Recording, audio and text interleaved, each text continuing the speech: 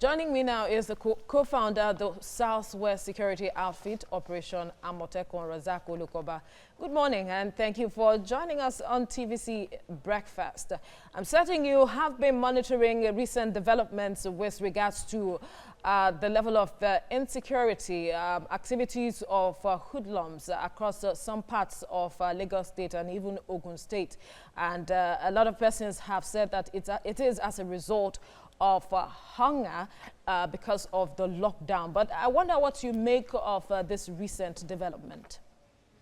Veronica, good morning. Morning. Well, that's a warning shot. Just like what the last speaker, your last guest said, that the picture of what is coming is not scary, but we have to brace up for it. If you have an economy that is under depression, there will be a corresponding moral depression too. So what we are witnessing is as a result of the lockdown. Many people do not have stamina to withstand the shock of the lockdown. And as you are aware, there are works and activities that are not preservative in nature. What I mean by that is people earn their daily wages on daily basis. And that's not only Nigeria, that's all over the world. The way we face the challenge here is the similar way they face challenge in the rest of the world. The pattern of approach may differ. Now, we are talking about Lagos, Ogun, and partly Abuja, and some states that are witnessing this. It's going to get to a point where we are going to face the reality of a national lockdown. And if that happens, there's going to be a bigger challenge. And that is why I said what is happening at the moment is a warning shot. We have to be prepared. We have to know that the epidemic is not the fault of anybody, but we are in it already. We have to start making preparations because we are not seeing an end to what is happening at the moment. The cases we are seeing is just because the extent of tests that has been conducted is the reason why we still have the impression that the infections has not gone so viral. It's gone viral. Many people have contacted it and we didn't know. The case is what I just reported yesterday. We have instances like that too. Not only in Lagos, all over the country. Remember the case of Kwara as well. So we have crisis on our hand, and we have to be prepared for it.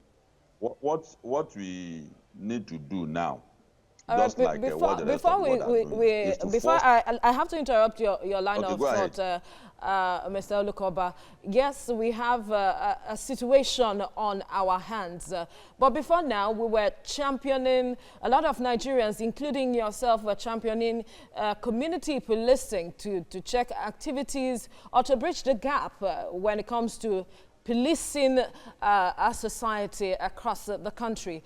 And that was why the outfit Operation Amotekun was instituted in the first place. But we don't seem to be seeing them come up at this point, because what we see, people within communities staying overnight, holding vigils and trying to secure their environment. What is going on? Well, you see, on the state police issue, there's still more education that I have to give to people on it. The federal police, we have to assure them that state police doesn't mean that the officers of state police knows how to handle go more than the federal police. That's what we are saying. But what we are saying is the affinity between the people and state officials is more healthy than the affinity between the federal police and the people. And that has come to play in what has happened in the last 10 days in Lagos and other parts of the country. You will discover that communities themselves mobilized to repel the hoodlums and the criminals. If we had a state police in place, that's exactly what will have happened. They will have cause to relate better with the community people than relating with the federal police. Willingly, if you have local police and state police, that barrier of strange characters of people who don't know your culture will be removed automatically. You have reason to relate more with your own people who is picked and others that is picked from among you. You'll be willing to work with him. You'll be willing to assist. You'll be willing to offer everything to make the security of your neighborhood safe. And that has come to play. You will discover that the vigilantes were more effective than the police. Not that the police do not have the capacity, but there's that barrier of someone coming from outside your community to come and police you. It's a natural thing. When you have your own people on ground relating with you, you automatically have a liking to him. And that's the point at which security works more all over the world. Federal police have their own line of duty. They are supposed to be looking at the bigger pictures. Why the state and local police have peculiar advantage over the federal police. So in a hurry, we have to put state police in place. And that is why I'm asking that what is the plan of Amotekun at this point to help, you know, tackle this case that we are witnessing in some of these states? What we have seen in Lagos, we have to give kudos to all the governments of a state that have challenges on this matter, particularly Lagos and Ogun State government. They brace up to it, and they related well with the CDAs and the community. And that's exactly the role the Amotekun will have played. Amotekun recruitment is on. If they are hastening up the activities, they will have been in place by now, and they will have been of great advantage to what has happened. So I want to enjoin the federal government, particularly President Buhari, to do the needful in this regard. Now, Kano, just like the other guy I've mentioned, Kano is an hotspot where you have thousands and thousands, or if not millions, of people who are similar in content and character with what has happened here. Port Harcourt is another hotspot. Aba is another hotspot. Onitsha is an hotspot. Kaduna is an hotspot. So, and either we like it or not, the challenge we have on coronavirus will rear its ugly head. We will get to a point where they will be calling for a national lockdown, because the trend at which this thing moves, there's the need for us to distance ourselves. Epidemic isolation is what I call it.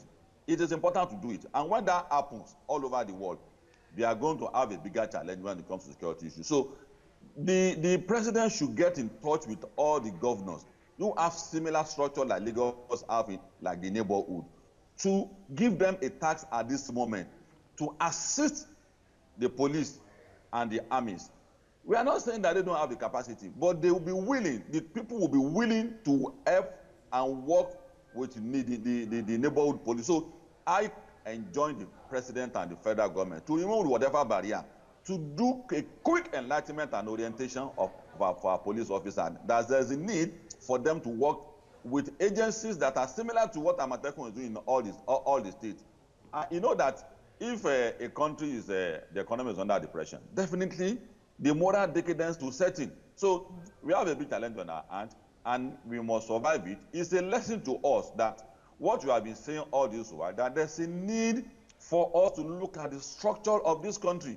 The country is facing this big challenge because of the pattern of security we are operating. Now, we are operating a federal system, and you are operating a unitary system of security. And that's the challenge. That's the problem we are having. So the palliatives that is on ground, we appreciate what the federal government is doing. The argument we have about the structure as is ugly head again on the distribution of the palliatives. All right. You are talking about database now. Sorry that I quickly diverge, but it's about national interest. You are talking about the database.